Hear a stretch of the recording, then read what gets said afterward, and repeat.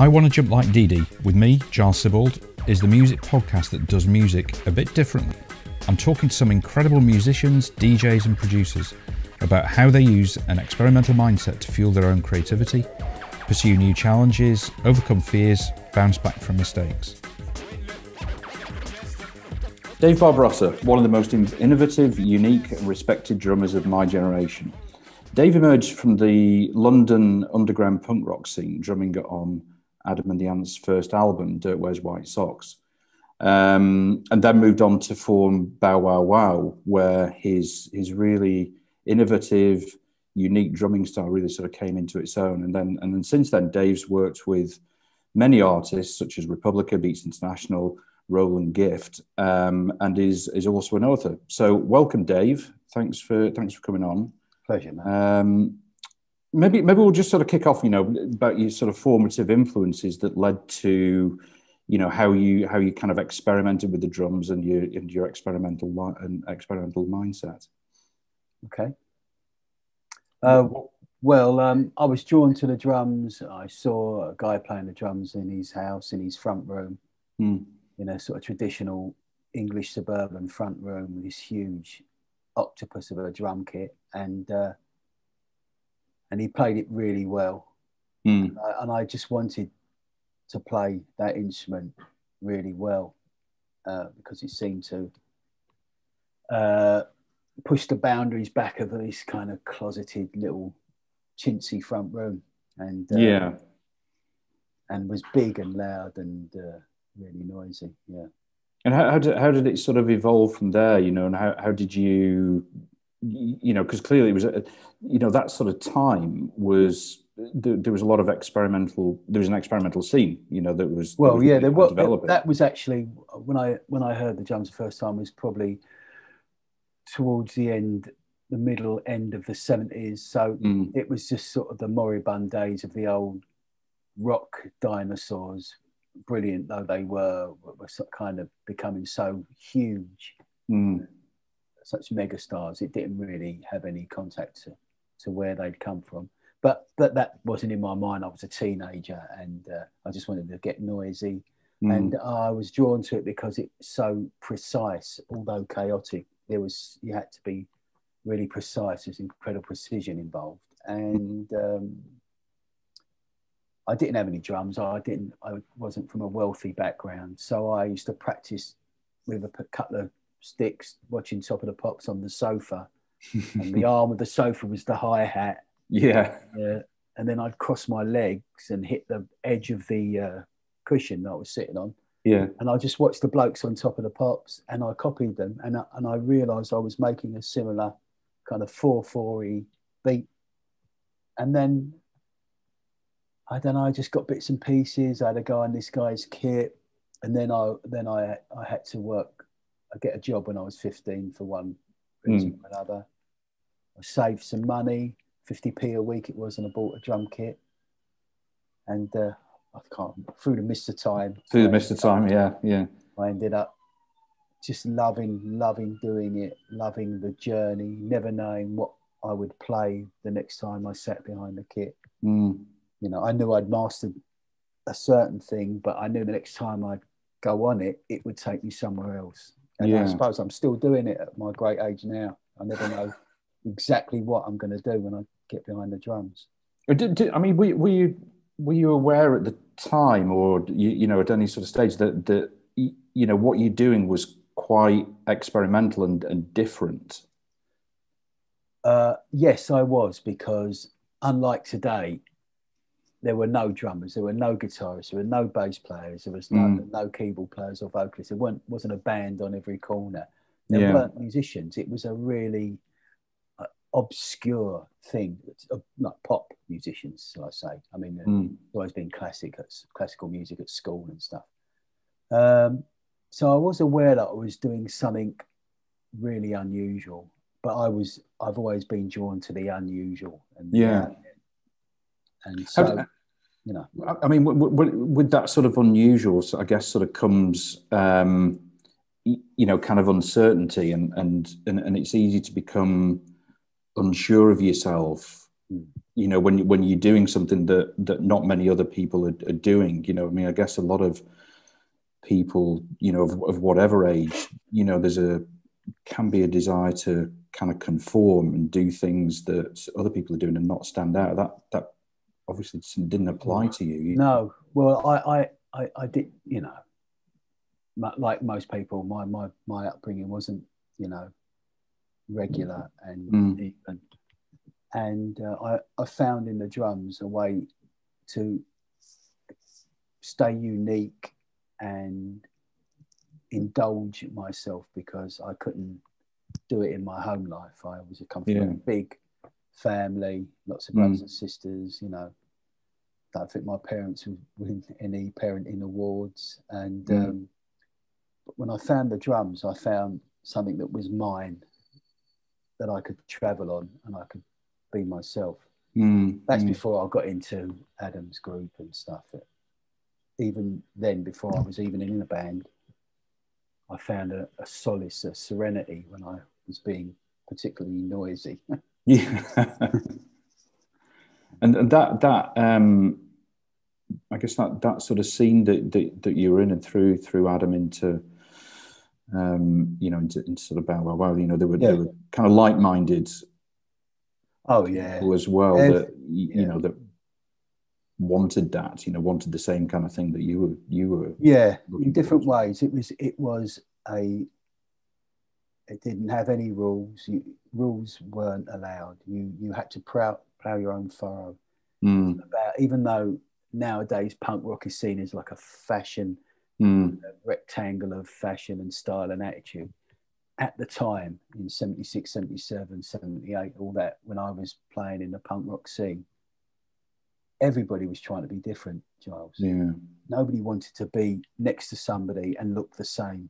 No band wanted to sound the same, even though there's this, like I say, looking back now, people now think, oh, punk rock, it's that sound. But when you think of the bands, from the Buzzcocks to Susie and the Banshees, the Pistols, the Clash, X-Ray Specs, the Stranglers, these are all uniquely different sounding bands, as different as any prog rock scene or anything. Highly individual people wanting to be individuals. Yeah, that's punk rock. Yeah. Not Camden Sound. If you know what I mean. Did it you know, sort of change over the years? Yeah, I mean, like anything, it becomes emulsified in society and watered down and made to conform. I mean, like any art scene, or, you know, unique restaurant that opens up, there's amazing food. Sooner or later, if it's good, it'll just be part of the fabric, and it will lose its uniqueness. And so punk rock's no different. It had its day, and it was fantastic for me and people who love that scene. Yeah. I mean, you've always been one to I'd say, kind of see in advance, you know, when things are, you know, when the time has gone almost, you know, and it's time to kind of, you know, go to something else, you know, and I mean, is that a vision that you have, or is that just your kind of natural thing? Yeah, just instinct. Just instinct. Yeah, something dries up, gets a bit mundane. I want to do something else. I want to experiment. I want to go somewhere else. I want to be taken somewhere else by different musicians or people I'm with. Yeah, I can't stand hanging about when things get stale. So and that is why I'm poor.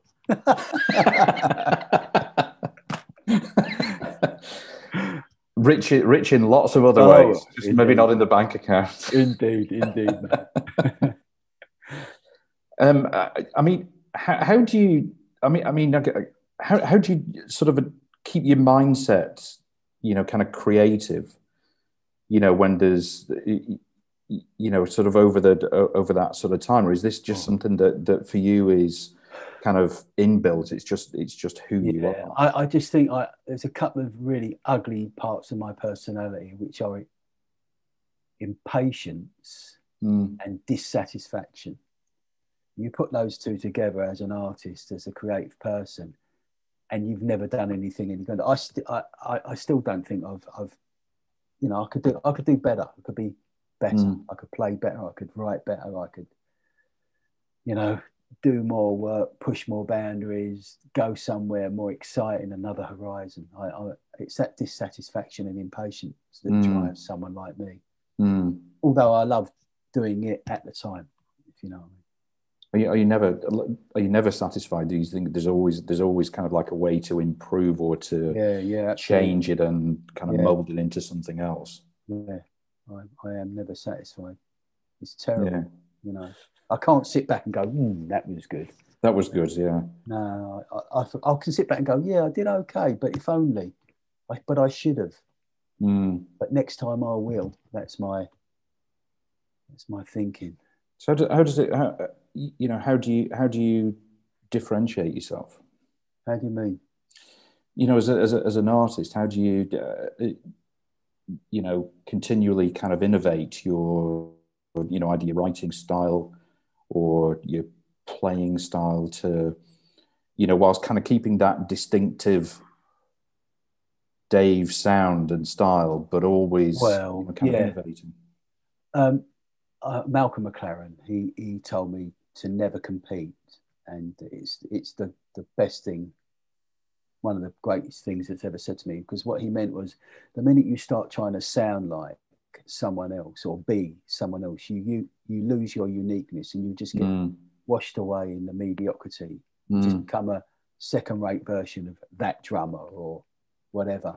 So I've always instinctively wanted to be unique. Back to the punk rock thing, standing aside. This is my T-shirt design,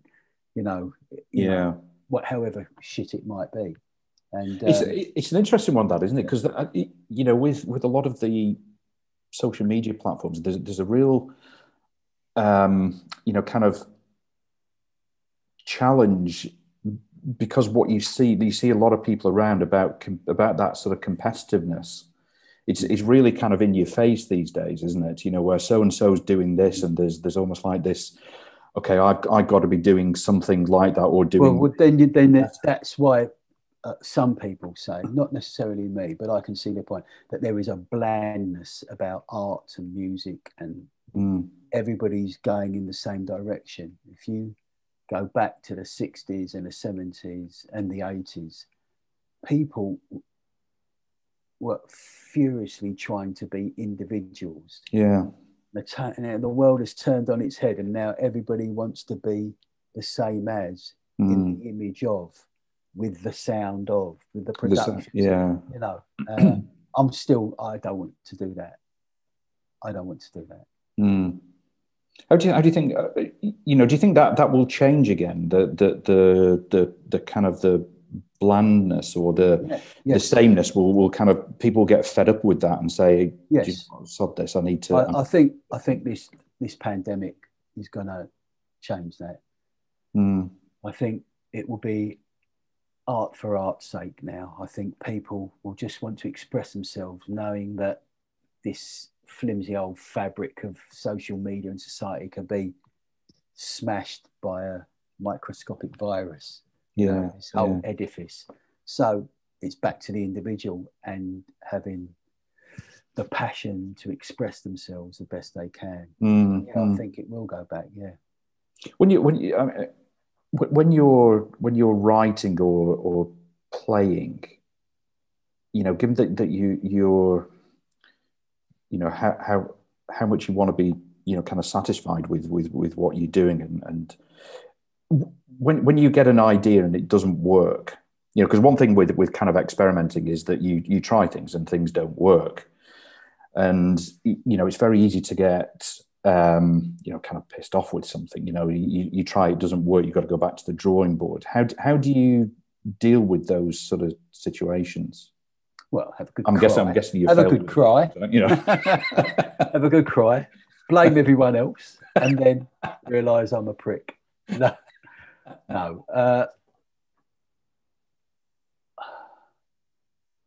It's the thrilling failing. I mean, you never fail. You learn.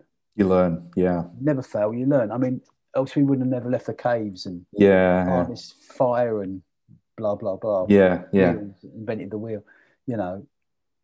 There is an excitement and there's the happy accidents of music where you get something wrong and it suddenly works with something else, and creativity evolves. You know, I'm not too down on things I get wrong. No. Yeah. I mean, I've kind of noticed since I sort of quit my job and I kind of started doing lots of different things like this.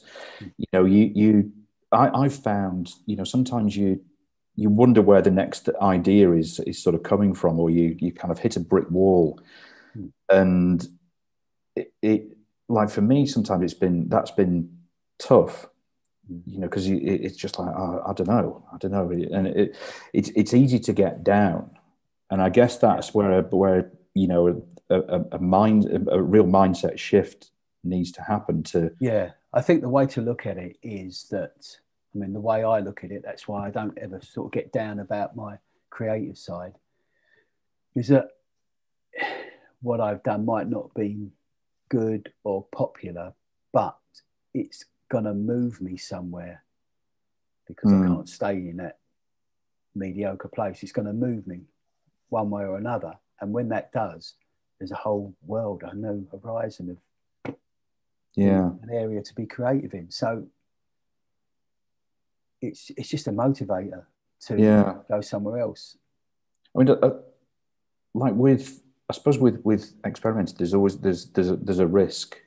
People look at the risk. Okay, well, what if I do that? What's the kind of the downside of that? How do you get those feelings, or do you just go for it and then sort of see kind of what happens? I've had to trust my instincts all my life, because that's all I've got. I haven't got any exams or degrees or work experience. I've just got my instincts for creativity within the limitations of my skill. That's all I've got, Giles. So I've just had to crack on, And I love hard work. I rejoice in repetitive work, and it calms me down. So I'm really lucky. I found the right sort of thing for my mind. My spirit. With the the music, and even the writing that you produce. Do you have it in your mind that you want to challenge your listeners or your readers? To kind of think about. Almost like you're sort of pushing them, to try and challenge them to, not accept what they've heard or read. No, I don't think I do. Not consciously. That didactic sort of preachy thing. That I think innately there's always in anything I do a smile. I don't want people to be miserable. I want people to think. I think I challenge people simply because of an accident of birth. I challenge the norms of society, but not on purpose. And there's no great agenda. No. I mean, if I'm playing the drums, I want people to tap their feet. If I write. When I'm writing, I want people to escape into my world that I'm creating. But there's no real agenda. No, there's nothing behind it. No. Forget. I mean, in a way, that is, you're kind of encouraging people to kind of come into what you're sort of producing and what you're creating. And saying, come and listen to this and see if it. Such an ego trip, isn't it? It's quite an ugly really analyze it. This is what I know. I mean, maybe it's kind of subliminal that this is what this is who you are. This is what you've kind of grown up with. This is how you operate. And it's like sort of come into my world and see how how it treats you. It's sharing. It's sharing yourself with people that you can't have a pint with or whatever, you know. You know, you're reaching out. I mean, I know loads of musicians feel the same. You know, it is a very, and it's a cliche, a very humbling thing to be able to please people with music, because I know how music has just is completely elevated my existence, just listening to music, which I do all the time.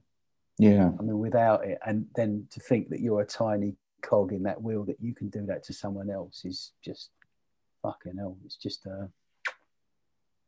worth living for, you know. Yeah.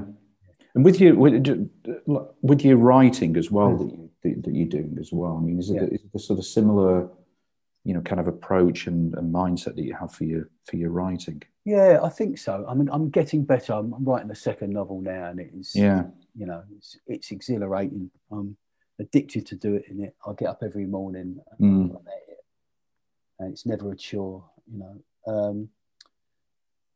And I guess it's similar to the drums in the respect that instead of sticks, it's a keyboard, and it's words instead of beats, you know. Yeah. How do you? I mean, one thing that I have as well sometimes is you know, getting over fears that you know, fears that you have. I mean, you know, in theory, like an experimental mindset should kind of, you know, help you kind of conquer fears. But you know, sometimes fears are human nature, aren't they? Yeah, I think every human that's ever existed is fearful. We would have died out as a species if not. I mean, it's the mind, it's the fears created by too much thinking that are the real negatives, the real bastards in people. The thinking of fear and imagining fear or looking back on fear, all that sort of projecting stuff. You know, I'm plagued with that like any other person.